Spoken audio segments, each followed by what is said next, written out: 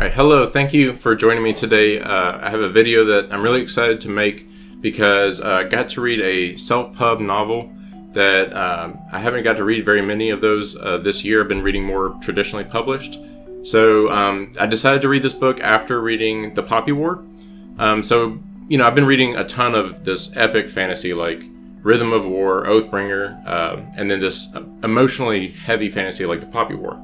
So I was looking for something shorter to read to kind of break those up. And so I got Seasons of Albadone by Élan Marché, I think is how you say it, and Christopher Warman. I was very pleasantly surprised. Didn't have any expectations going into this story, but I loved it so much more than I was expecting. And, I think there's a little bit of this came along at the right time for me.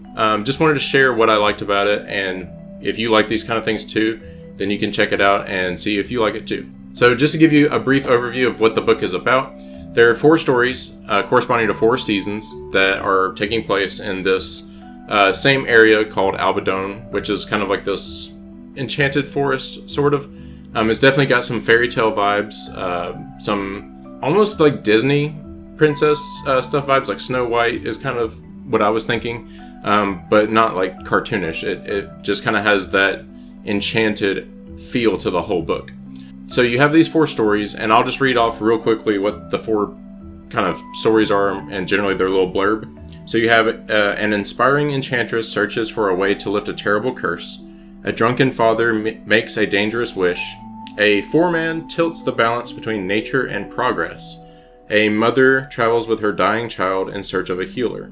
And so all 4 of these stories end up kind of merging together, but what I actually really liked about it is that, first of all, each story is very distinct, and the characterization in those stories is done so well. This is one of the most human books that I've actually read, other than like The Wheel of Time or something, where just some of the quirks and idiosyncrasies that he's able to work into those characters, they behave very consistently with how just like people you meet in real life would behave, but they're also in this fantasy setting with fantasy elements very much at the fore of the story. So I love the way that they blended the human element and the fantasy element, and it just went together so fluidly. It felt very seamless, and that was very well done. And what I really liked about the story structure was that it didn't all come together necessarily at the end as like every single character joining up in the same spot and then going to like a resolution. It was more of this like decentralized storytelling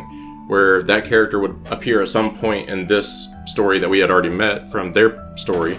Not sure if that's making sense. Basically, their people will just kind of pop up from earlier in the book later on or have like a minor role, and you can just feel it's all interconnected, and it does tell an overall story that is very satisfying at the end, but definitely feels very much like a prologue to something greater. Just some more things about it. It definitely relies on tropes, familiar tropes that you'll definitely recognize, and it's clearly done on purpose. They at times subvert the tropes, or they use the trope to just kind of be a familiar structure for a character story that they're trying to tell. And so that's all you can ask for with tropes. And so again, I thought that was done fantastically. So my personal favorite story out of all 4, I liked all 4, but definitely my most favorite was part 2, which is the drunken father makes a dangerous wish. Was such a beautiful story. Like, they captured, I think, addiction very well in the storytelling. It wasn't necessarily heavy-handed, but just they got inside that character's head so well. You really feel embedded, and the way it's written when he is drunk, I mean, you almost feel like you are drunk. Just how they structured his scenes feels very chaotic, like he's jumping from one thought to another, blaming people and things like that for his own problems. All these different things. Like, when I say it's very human, it feels very thought out and very naturally presented to the reader. It feels woven in, and like they have some understanding of these character flaws or problems or things like that. And I want to list some things that they're not negatives, but they're definitely things I would want a reader to know before purchasing a book or anything like that. So this is not a epic fantasy. This is not a hard magic system, type book to get into the details and things like that. This is more about the people. This is more about the characters and their relationships. Another thing is that the prose is very straightforward.